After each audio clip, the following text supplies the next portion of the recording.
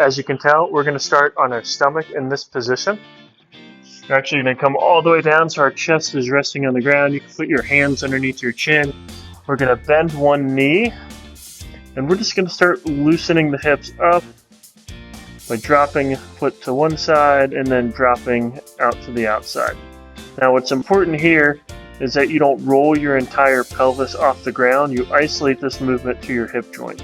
So this is what we don't want to see, is that big hip lift or that hip lift on the other side. We are isolating the movement to the hip joint as we move back and forth. And let's go for 2 more repetitions. And perfect. We'll go ahead and switch legs.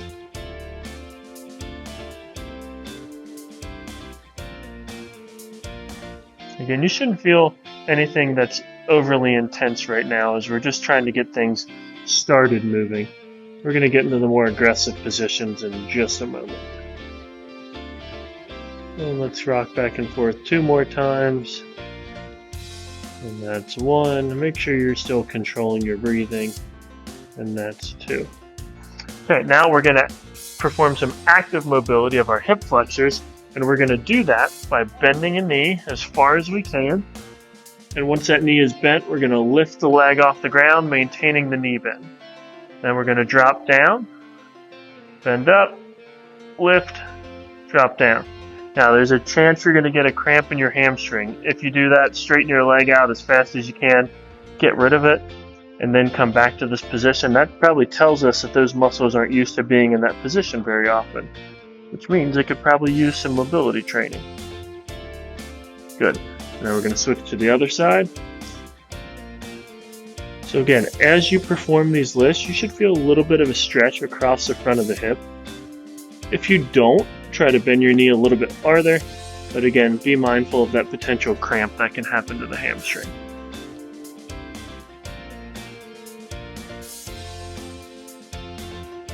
Great. We're now going to go into a frog position. So I'm going to scoot forward just a little bit here. You bring your leg out to the side, and you're going to start to feel a stretch through the underside of your leg and your groin or adductor muscle region. I like to hang out here for about 10 to 15 seconds, just letting the muscle relax and adapt to that position. Then after we've been there for a moment, we're going to start lifting our foot as we drive our knee into the ground, creating hip internal rotation. We need hip internal rotation on the right leg for the backswing and the lead leg for the downswing, at least in right-handed golfers. Let's do 2 more lifts. 1 and 2. Perfect. We'll let that leg straighten back out. We're going to bring the other leg up. And again, I like to adapt to the position first. Let the muscles lengthen for a moment. And after I've gotten comfortable there, I will start that roll and lift for hip internal rotation.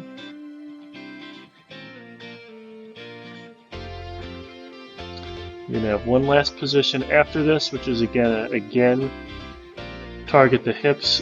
Probably going to feel it in the adductor region, which is again, it's the same thing as the groin muscles. We'll do 2 more lifts here. 1 and 2. For this last one, you're on your hands and knees. We're going to get our legs in kind of a wide straddle position, and then we're going to rock back here and come back up. So this is kind of a modified frog position that you were just in. We're putting both of the hips through the movement each time. When you rock back, you're going to feel that stretch again, most likely through your groin muscles. You can move in and out of it, or you can hold there. If you'd like, you can even drop your forearms to the ground and hold that stretch for 3 deep breaths. We'll go through that now. 1, 2, and 3. You can spring your hands underneath you and make your way out of that position. Again, nice and slow. And that'll conclude today's session of our 30-day Golf Mobility Challenge. Make sure you join us again tomorrow We're getting about to the end. We're 2/3 of the way through. Have a good one.